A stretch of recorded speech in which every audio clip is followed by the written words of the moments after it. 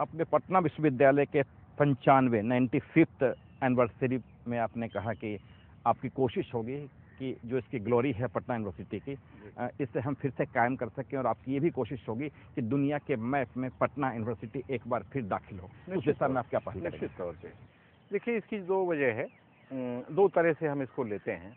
एक तो ये है, जैसे हमारी यूनिवर्सिटी में हम देख रहे हैं क्लासरूम टीचिंग तो चल रही है, रिसर्च पे जितना जोर होना चाहिए उतना जोर रिसर्च पे नहीं है।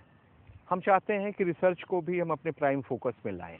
कोई भी एजुकेशन यूनिवर्सिटी अपने नए इनोवेशन के लिए, रिसर्च के लिए जानी जाती है।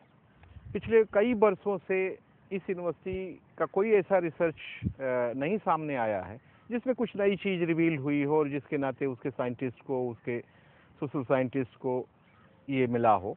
तो हम चाहते हैं कि थोड़ा सा रिसर्च वाला फोकस हम बढ़ाएंगे, रिसर्च में मोटिवेट करेंगे, उसके लिए उस इंसेंटिव भी डालेंगे। तो एक तो रिसर्च का फोकस हम अपना बढ़ाएंगे, और दूसरे जो दुनिया के अच्छे इंस्टीट्यूशंस हैं, हम चाहते हैं कि हम उनके साथ भी थोड़ा सा अपने को जोड़ें। अमेरिकन यूनिवर्सिटीज़ और उनके जो अच्छे इंस्टीट्यूशंस हैं वो यहाँ के इंस्टीट्यूशन से जुड़ना चाहते हैं। तो हम अमेरिका ही नहीं बल्कि ब्रिटेन, अमेरिका और जो भी दुनिया के अच्छे इंस्टीट्यूशंस हैं, हम उनसे भी बातचीत करने के क्रम में हैं कि जो उनके यहाँ की स्ट्रेंथ है, जो उनके यहाँ की क्वालिटीज़ है, किस तरह से कैसे कोलैबोरेटिव ढंग से दो इंस्टीट्यूशन आपस में एक दूसरे की स्ट्रेंथ को शेयर करें। हम अपने टीचर्स की जो स्ट्रेंथ है उसको शोकेस करेंगे ओपन इसमें, तो उससे हमको फ़ायदा होगा। हमने एक फीडबैक मैकेनिज़्म बनाया जिसमें हमने कुछ टीचर को टीचर्स डे पे सम्मानित भी किया।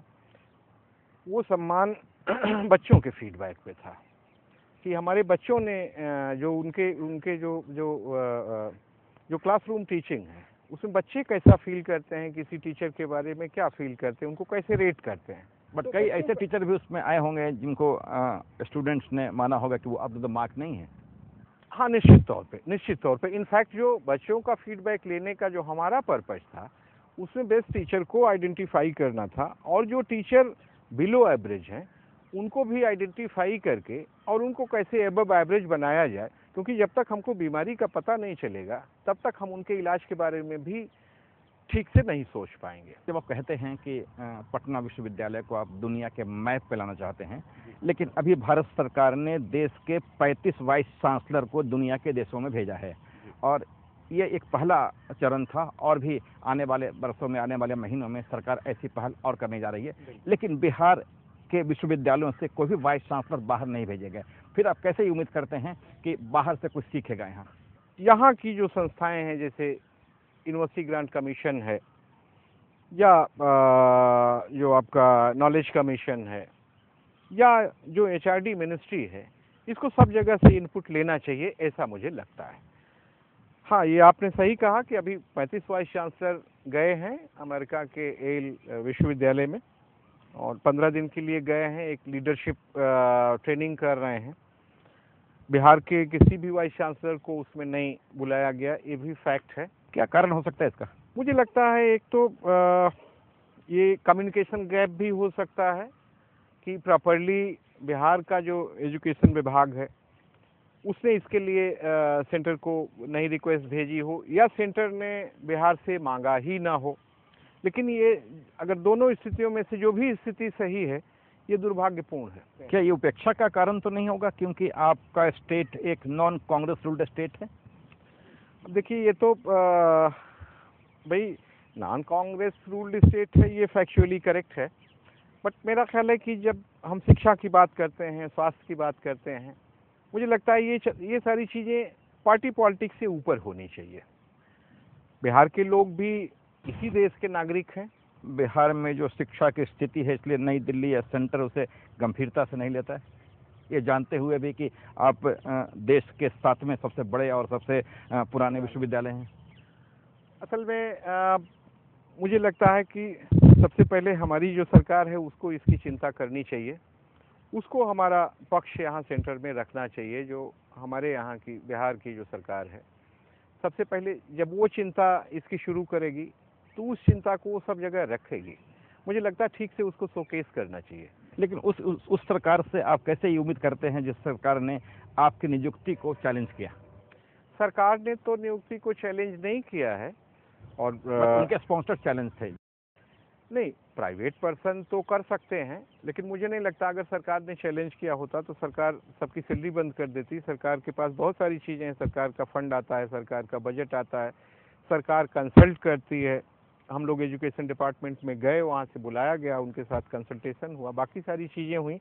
थोड़ी बहुत सहमतियाँ असहमतियाँ हो सकती हैं, लेकिन मुझे नहीं लगता कि सरकार का कोई उस तरह के फील नहीं होता, दिखता नहीं। हालांकि सुप्रीम कोर्ट ने आपको रेक्टिफाई किया फाइनली। हाँ, नहीं, वो ठीक बात है, वो एक लीगल प्रोसेस है, उसके बारे में ज़्यादा जानता भी नहीं। लेकिन पटना विश्वविद्यालय में पटना कॉलेज के प्रिंसिपल LP सिंह को आपने या सरकार ने ऑफर किया था प्रो वाइस चांसलर के लिए, लेकिन उन्होंने शायद आपके साथ काम करने से मना कर दिया।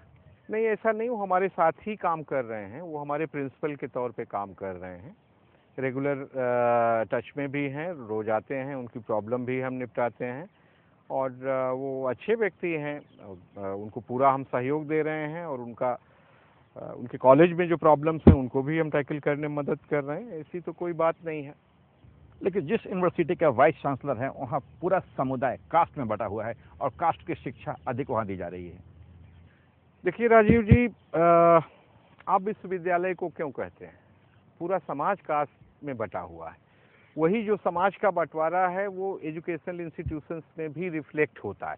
हाँ, ये ज़रूर है कि एजुकेशनल इंस्टीट्यूशंस उनको डिकास्ट करने में मदद कर सकते हैं। जो क्राउड हमारे यहाँ आ रहा है, यूनिवर्सिटी में आ रहा है, हम अगर उसको ठीक से एजुकेट करेंगे तो वो इन कुरीतियों से, इन बीमारियों से थोड़ा थोड़ा अपने को मुक्त करने में उसको मदद मिलेगी। तो पटना विश्वविद्यालय लगातार पंगा लेने के लिए जाना जाता है और शायद यही कारण है कि आपके कैंपस में पुलिस डिप्लॉयमेंट हमेशा बनी रहती है। हाँ, थोड़ा सा बच्चे ज़्यादा वाइब्रेंट हैं, ज़्यादा जीवंत हैं, इसमें कोई दो राय नहीं है, लेकिन ठीक है, उनके भीतर एनर्जी है। उस एनर्जी को बहुत सारे लोग मोटिवेट करके नेगेटिव ढंग से भी करते हैं, मोबिलाइज करते हैं। हम उस एनर्जी को पॉजिटिव एनर्जी में कन्वर्ट करेंगे, और इससे ये जो उनकी ये वीकनेस है, हम उनकी इस वीकनेस को उनकी स्ट्रेंथ में कन्वर्ट करेंगे। आज भी आपके यहाँ कई हॉस्टल बरसों से लोगों ने कब्जा कर रखे हैं लेकिन खाली नहीं किया, खासकर हाँ, निश्चित हॉस्टल। नहीं, सैदपुर का तो है ही, उसके अलावा भी कई हॉस्टल्स हैं जिन पे अनऑथराइज स्टूडेंट जिनमें हैं, इसकी जानकारी मुझे है। दिल्ली विश्वविद्यालय ने 100% मार्क्स तक का ये तय किया कि इतने मार्क्स लॉ तब एडमिशन होगा।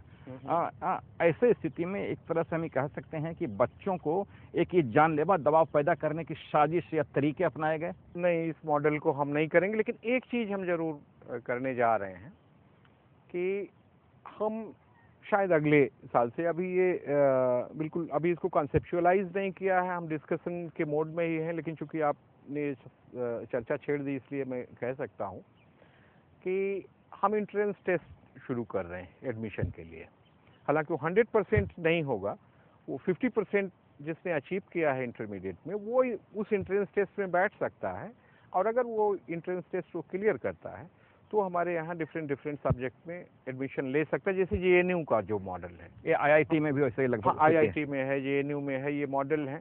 क्योंकि हो क्या रहा है, इतना ज़्यादा जो क्राउड हमारे यहाँ आ रहा है वो उसमें मैं नहीं कहता कि सारा क्राउड बहुत एक्सीलेंट आ रहा है।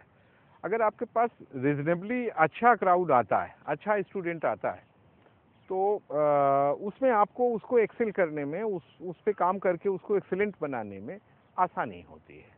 इसके लिए थोड़ा सा फिल्ट्रेशन जरूरी है, और वो हम एंट्रेंस टेस्ट के जरिए करेंगे। तो ये थी आज की बातचीत। अगले सप्ताह मिलेंगे किसी और नए मेहमान के साथ।